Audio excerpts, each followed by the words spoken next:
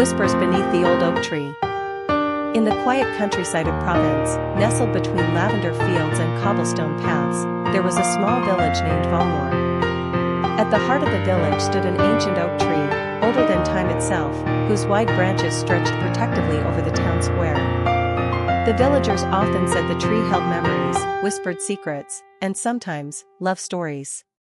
Isabelle, a young painter with wild curls and gentle eyes, had returned to Valmore after studying in Paris for 3 years. Her heart longed not only for the tranquil beauty of her childhood home but also for something unspoken, something she had left behind. Every afternoon, she would set up her easel beneath the oak tree, painting the landscapes of her youth. And almost every afternoon, a quiet figure would pass by, Elias, the village clockmaker. He was a man of few words, always smelling faintly of cedarwood and gears. Elias had never left Valmore, but his world was vast in the way he listened, observed, and fixed things, clocks, music boxes, even hearts. Years ago, before Isabelle had gone to Paris, they had shared a friendship built on stolen glances, shared laughter, and the gentle comfort of being together in silence. But neither of them had ever dared to cross the line between friendship and something more. One golden evening, as the sun dipped low and painted the sky in hues of amber and rose, Elias finally approached her. "You never finished the painting," he said softly, glancing at the canvas where the oak tree stood incomplete. "I was waiting for the right light," Isabelle replied, though her voice trembled slightly. In truth, she had been waiting for something else, someone. He hesitated, then reached into his coat pocket and pulled out a small, delicate watch. It was old, elegant, with a pale blue face. "I fixed this years ago," he said. "It stopped the day you left."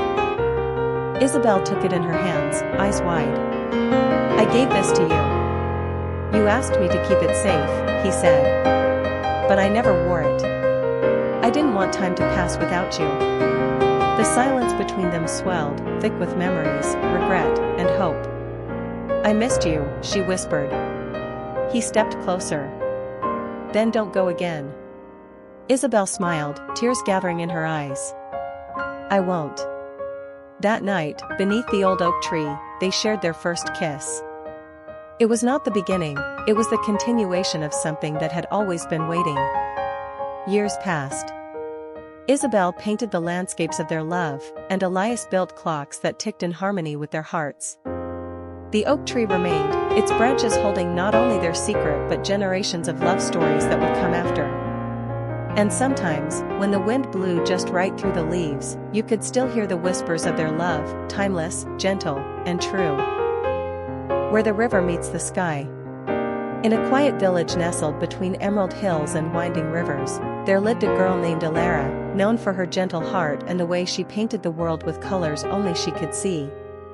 She spent her days in her little art studio, overlooking the willow trees and the slow, dreaming river, where the sky always seemed to kiss the water. Every morning, she would visit the riverside, sketchbook in hand, barefoot in the grass, painting skies that changed with her mood. Her life was peaceful, predictable, until one summer evening, when a stranger arrived. His name was Selim. He came from the city, seeking silence after the noise of too many broken dreams. He was a writer who hadn't written in months. His eyes held stories he never spoke, and his smile, though rare, was enough to stir the air around him. Alara noticed him first under the golden light of dusk, standing at the edge of the river, watching the sky as if he'd lost something in it. They didn't speak at first. But day after day, they found themselves in the same places, the market, the old bookshop, the riverside path. Slowly, silence turned to shy greetings, and greetings into conversations that stretched into the stars. He told her about his stories that never found an ending. She showed him her paintings that never felt complete. They shared broken pieces like puzzle parts, and somehow, in each other's presence, everything began to fit. Selim would read his words aloud while Alara painted. His voice became the music to her brushstrokes. Her colors became the breath in his stories. Love, soft and slow, bloomed between them, not in grand gestures, but in quiet moments, in the way he tucked her hair behind her ear as she painted, in how she whispered encouragement when he doubted his words. But love, like rivers, has its seasons. One morning, Selim received a letter. His novel had been accepted by a publisher in the city. It was everything he had dreamed of. Yet the thought of leaving Alara struck him like a storm. That night, under a sky painted with stars and silence, he confessed, "I don't want to go if it means losing you." Alara smiled, eyes shimmering with held-back tears. "You must go. Your words are meant for the world. And I will be here, waiting by the river." They promised to write, to meet again when the wind brought him home. Seasons changed. Letters flew like swallows between city and village, pages filled with longing, love, and dreams. And then, one spring morning, after a year of waiting, the river sparkled brighter than ever. Alara stood by the water, heart racing, as a figure approached down the winding path. It was Selim, holding a book in one hand, his book, and in the other, a small velvet box. "I wrote our story," he said, voice trembling. "But it only has one ending I want." He knelt before her, by the place where sky meets river. "Alara, will you be my forever muse, my home, my heart?" She didn't need words. Her kiss held the answer. Years later, when people visited the village, they often stopped by the little studio by the river. Inside, they found a room full of paintings and books, a world made from colors and words, from love that never rushed, never faded. A love that waited. A love that stayed. Where the lavender grows. In the quaint village of Saint Remy, nestled among the lavender fields of southern France, lived a young woman named Alara.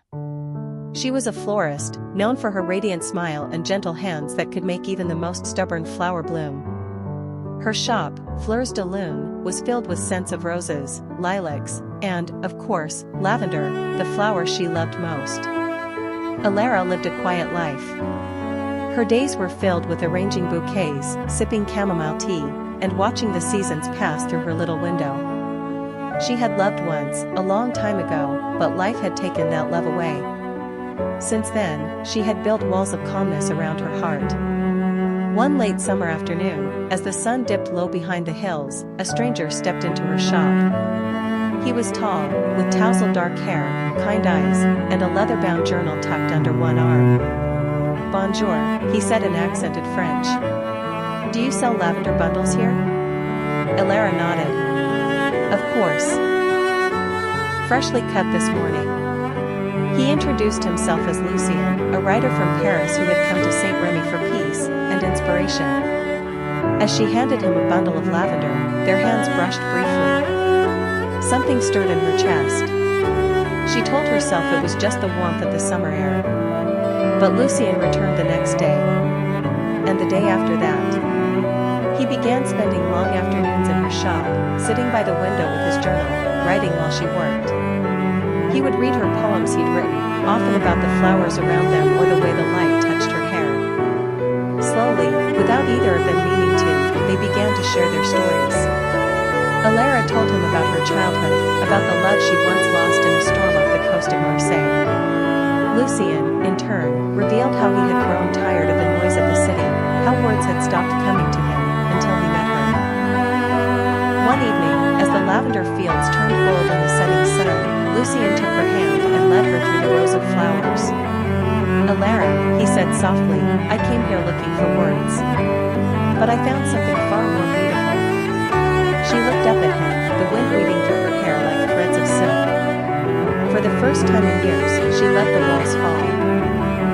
And so, love bloomed again, not in grand declarations, but in quiet moments, her laughter echoing in the shop, his voice reading poetry by candlelight, their fingers brushing against petals and pages.